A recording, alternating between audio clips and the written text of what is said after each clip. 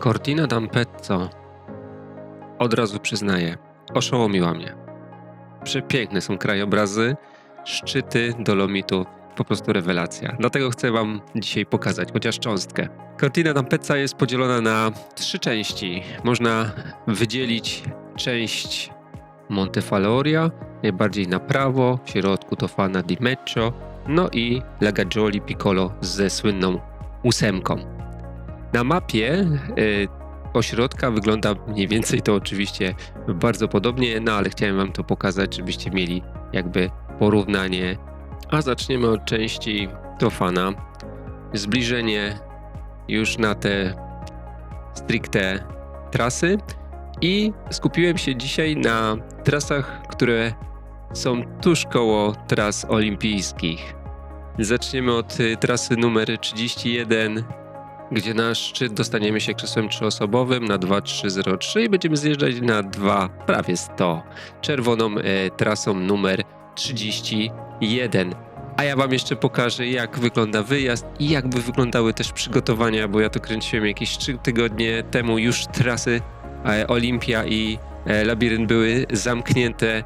Fantastyczne są te skały, one robią naprawdę wielkie wrażenie, a tu właśnie przechodził zjazd tędy. Tutaj kobiety startowały, przejeżdżały tą trasę i naprawdę to robiło wrażenie kolosalne.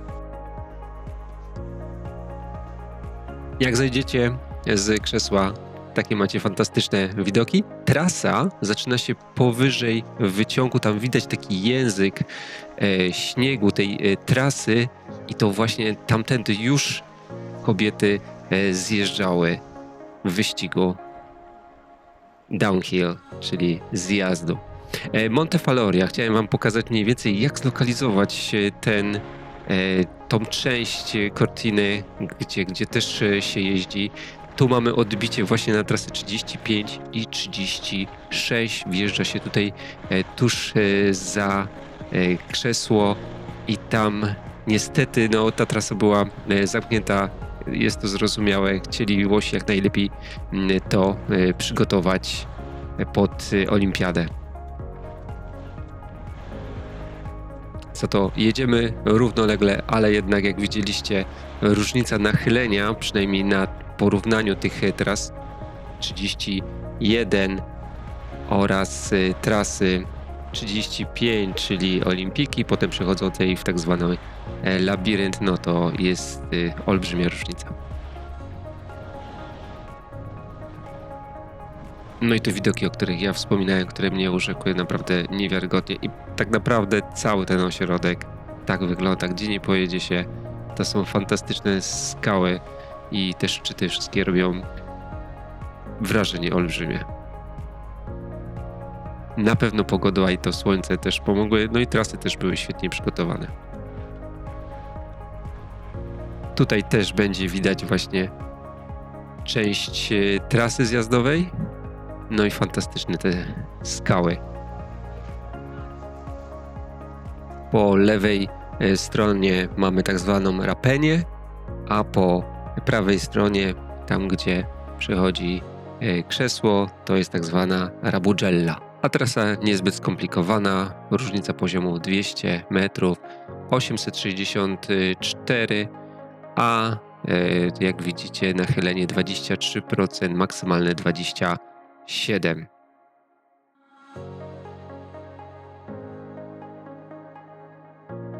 Ponieważ zjazd nie jest taki krótki, to jedziemy dalej.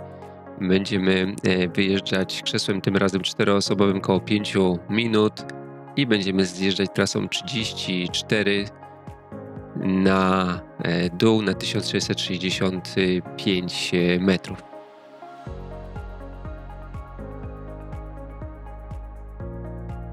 Zima mocno skąpiła śniegiem, więc dość mocno pracowały armatki.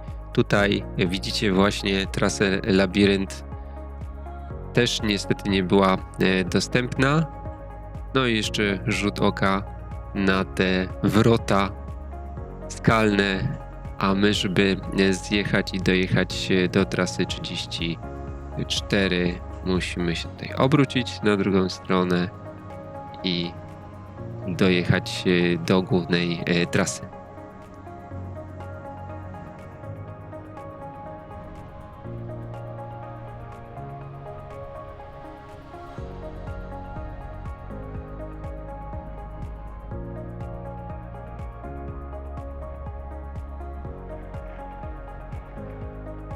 Jak jechaliśmy trasą numer 31, to normalnie tutaj stok jest otwarty i można było kontynuować, tak żeby wjechać właśnie tutaj na trasę numer 33. Ona się nazywa Vertigine Bianca. W tym momencie jednak ona była zamknięta. Także tutaj dojeżdżamy już do tej głównej trasy i wjeżdżam właśnie na nią numer 34.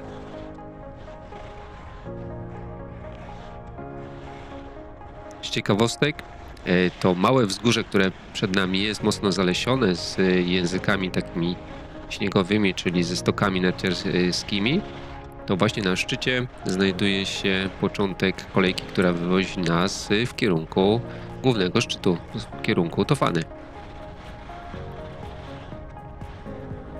No zobaczcie, co się będzie działo za chwilę z nachyleniem. Stok był bardzo twardy, więc zdecydowanie trzeba było mieć mocno naostrzone narty, żeby tutaj zjechać swobodnie i czuć się spokojnie, bo w innym przypadku no to były spore trudności.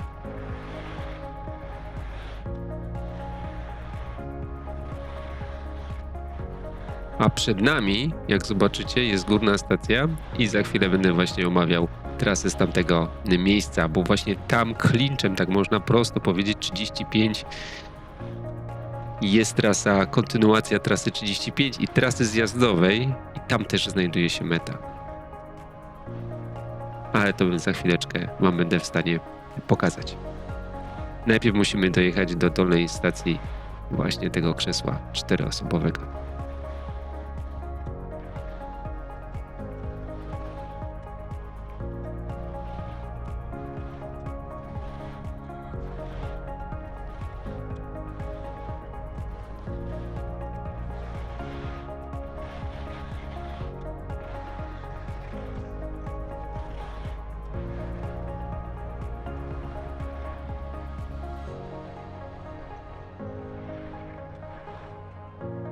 No i już na naszej mecie Pietofana.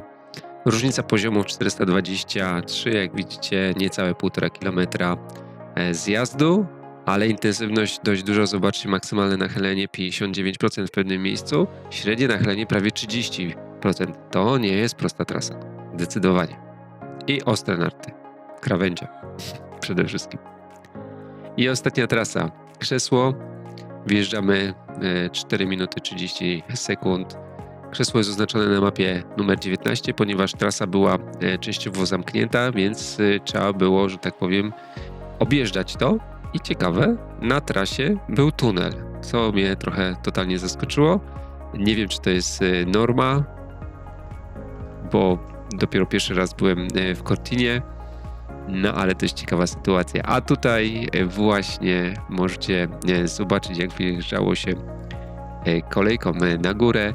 To była zbudowana trybuna przy mecie. Tak też przygotowywano całą trasę, sypiąc bardzo, bardzo mocno śniegiem. No, temperatura była odpowiednia, bo w nocy po minus 17 stopni potrafiło być w ciągu dnia też na minusie, więc no, na szczęście to sprzyjało przygotowaniu trasy.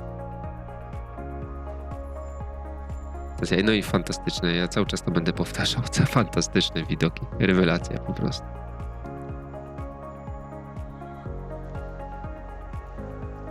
I zaczynamy trasę 35.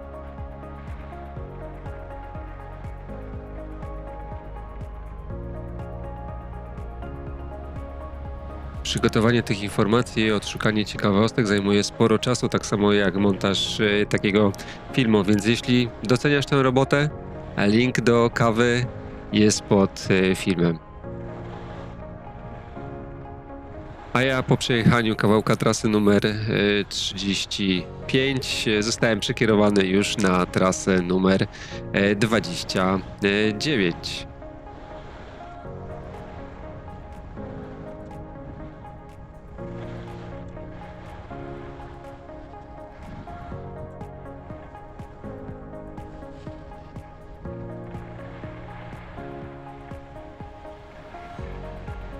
Widać już dolną stację właśnie krzesła, do którego wcześniej zjeżdżaliśmy. Ostry skręt w prawo i trasa 29. Jak wcześniej się oddalała, teraz się znowu przybliża do trasy numer 35.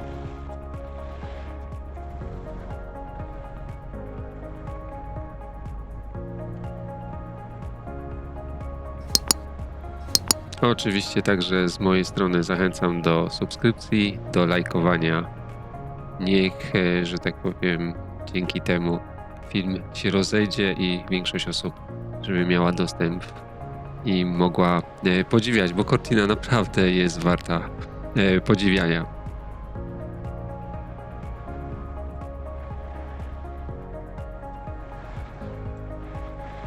I tu była niespodzianka jak dla mnie. No rzeczywiście był tunel, ale naprawdę bardzo fajny, ciekawie oświetlony, zabezpieczony, wcale nie krótki. No trzeba było po prostu przejechać pod całym stokiem.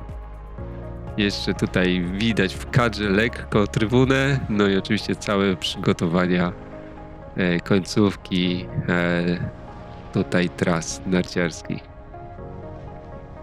A to jest właśnie to krzesło 6-osobowe, którym wyjeżdża się do góry. Także żeby dostać się na sam szczyt, musieliśmy aż 3 wyciągami wyjechać. Oczywiście można było to zrobić na raz i zjechać z samej góry, no ale warto było także pokazać poszczególne etapy wyciągów.